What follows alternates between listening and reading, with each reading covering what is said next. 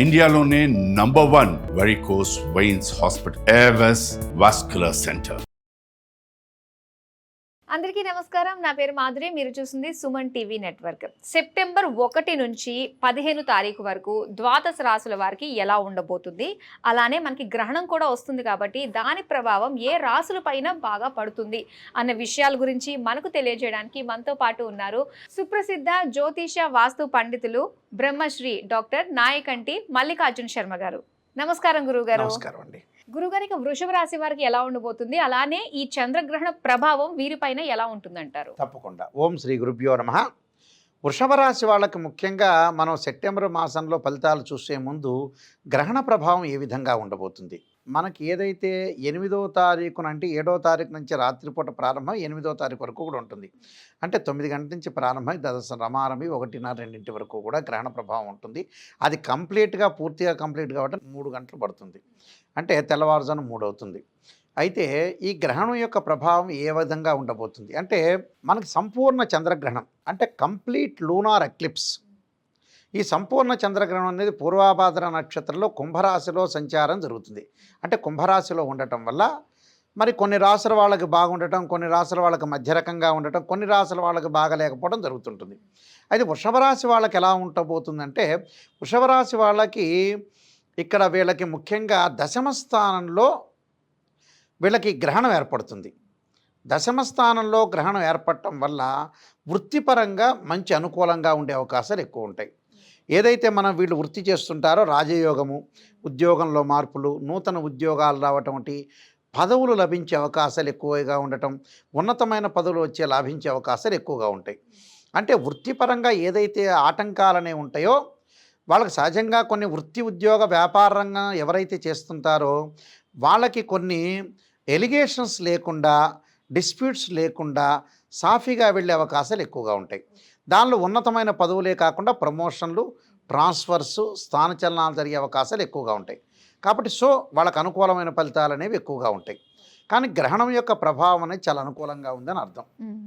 దాని తర్వాత గ్రహ సంచారాన్ని మనం చూసుకునేటట్టయితే సెప్టెంబర్ మాసంలో మిథున రాశిలో గురువు, మీనరాశిలో శని వక్రస్థితిలో ఉండటం, అలానే రాహు వచ్చేటప్పుడు కుంభరాశిలోను, కేతువు సింహరాశిలో సంచారం చేస్తారు. మిగతా గ్రహాలని మనం చూసుకునేటట్టయితే శుక్రుడు కర్కాటకం నుంచి సింహరాశిలోకి సంచారం చేయటం, అంటే కర్కాటకంలో ఉంటాడు, సింహంలో ఉంటాడు. అలానే రవి బుధులు సింహంలో కన్యాలో సంచారం చేయటం, కుజుడు కన్యాలో తులలో సంచారం చేయటం అనేది జరుగుతుంటుంది. అంటే ఈ 15 రోజులు ద్వితీయార్థంలో కొన్ని మార్పులు జరుగుతాయి. శుక్రుడు, కుజుడు, రవి, బుధులు మారతారు. అయితే ఎలా ఉండబోతుంది సెప్టెంబర్ మాసంలో చూసుకునేటట్టయితే వృషభ రాశి వాళ్ళకి ద్వితీయ స్థానంలో గురువు యొక్క సంచారం, అంటే లాభాధిపతి అలానే అష్టమాధిపతి అయిన గురువు ఏదైతే ద్వితీయంలో ఉండటం వల్ల ఆర్థిక స్థితిగతులు బాగా మెరుగుపడతాయి. అంటే ఇవన్నీ కూడా గోచారరీత్యా చెప్పబడే ఫలితాలు. అంటే this is the transit system అంటారు. 30% సపోర్ట్ చేస్తాయి ప్లానెట్స్ అనేవి అర్థం. ద్వితీయ స్థానంలో గురువు యొక్క ఫలితం వల్ల ఆర్థిక సమస్యలు తగ్గే అవకాశాలు, అంటే ఆర్థిక పరంగా ఏదైతే ఇబ్బందులు ఉంటాయో అలాంటి ఇబ్బందులు కూడా తగ్గే అవకాశాలు ఎక్కువ ఉంటాయి. అంటే ఆర్థిక పరంగా అనుకూలంగా ఉంటుంది వీళ్ళకి. అంటే ఫైనాన్షియల్ పరంగా డెవలప్మెంట్ ఉంటుంది. లైఫ్లో ప్రణాళికాబద్ధంగా ముందుకు వెళ్ళే అవకాశాలు అనేవి ఎక్కువగా ఉంటాయి. ఎలాంటి అవకాశాలు ఉంటాయంటే వాళ్ళు మంచి అవకాశాలను చూజ్ చేసుకునే అవకాశాలు ఎక్కువ ఉంటాయి. అదొకటి చాలా ఇంపార్టెంట్. ఫైనాన్షియల్ పరంగా డెవలప్మెంట్ అనేది మస్ట్ ఉంటుంది అని అర్థం. అలానే మిగతా గ్రహాలు ఎలా ఉండబోతున్నాయి అని మనం చూసుకుంటే రాస్యాధిపతి అయిన శుక్రుడు తృతీయ చతుర్థాల్లో ఉండటం వల్ల ద్వితీయార్థంలో ఇంకా ఫైనాన్షియల్ పరంగా అనుకూలంగా ఉంటుంది. అంటే శుక్రుడు చతుర్థ స్థానంలో ఉంటే గోచారీత్యా మంచిది అంటాడు శాస్త్రంలో. అందువల్ల చతుర్థ స్థానంలో రావటం వల్ల శుక్రుడు వల్ల ద్వితీయార్థంలో ఏదన్నా శుభ కార్యక్రమాలు నిర్వహణకు వెళ్ళటం, మాట్లాడుకోవటాలు. చాలామంది మళ్ళీ ఒక ప్రశ్న ఇస్తారు ఇక్కడ, గురువుగారండి భాద్రపద మాసంలో ఎక్కడ ఏమి లేవు కదా అని అడిగే వాళ్ళు కూడా ఉంటారు. మనం భాద్రపద మాసంలో మాటామంతి అనుకోవచ్చు, ఫోన్లో మ్యారేజ్ సంబంధించిన సెటిల్ చేసుకోవచ్చు, అలాంటివన్నీ కొన్ని సెటిల్ చేసుకోవచ్చు. అన్నప్రాసనలు జరగచ్చు, నామకరణాలు కొన్ని చేసుకుంటారు. 6వ నెల 6 రోజు అంటే అన్నప్రాసన చేయాల్సిందే. అది పితృపక్షాలని ఏదైనా దానికి లెక్క క్యాలిక్యులేషన్ లేదు, అదే క్యాలిక్యులేషన్ 6వ నెల 6వ రోజు. అలాంటి అన్నప్రాసన వీటన్నిటికి కూడా వెళ్ళే అవకాశాలు ఎక్కువ ఉండటం ఒకటి. అలానే శుభ కార్యక్రమాలు, లగ్జరీ కార్లు కొనుగోలు చేసే అవకాశాలు ఎక్కువగా ఉంటాయి.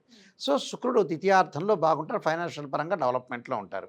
అలానే శని యొక్క ప్రభావం వృత్తిరీత్యా శని ఏమవుతాడంటే వీళ్ళకి లాభంలో ఉన్నాడు. లాభంలో శని ఉండి వక్రస్థితిలో ఉండటం వల్ల వృత్తిపరంగా అనుకూలంగా ఉంటుంది. వృత్తిపరంగా ఎలాంటి ఆటంకాలు లేకుండా సాఫీగా వెళ్ళే అవకాశాలు ఎక్కువగా ఉంటాయి.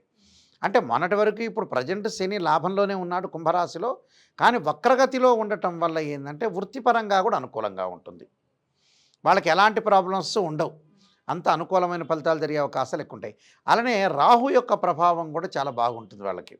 రాహు యొక్క ప్రభావం వల్ల కూడా విదేశాలకు వెళ్ళటం ఒకటి, ఉద్యోగపరంగా అనుకూలంగా ఉండటం, ఉన్న ఉద్యోగం ఎవరైతే చేస్తుంటారో వాళ్ళ కంపెనీ త్రూ కూడా వాళ్ళు వెళ్ళే అవకాశాలు ఎక్కువ ఉంటాయి ఫారిన్ కంట్రీస్కి.